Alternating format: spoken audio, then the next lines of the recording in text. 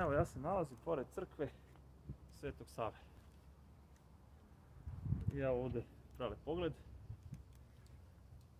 A ovamo sa moje desne strane nalazi se selo Bliži kući, tako se zove.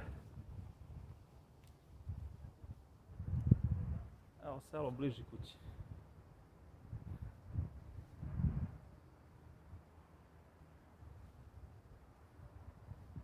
A danas je 19. august 2021. godine, ima oko 30 stepeni, tako da je za obilazak odličan dan.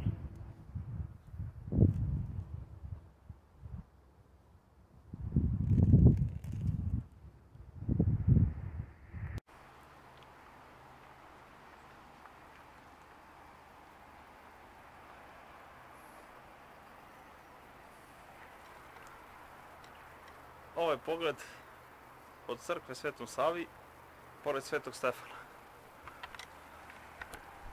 Evo selo Bliži kuće se vidi na susjednom brdu. A evo dole pogled na Sveti Stefan. I ovamo na Bečić, ova strana, i evo je crkvica.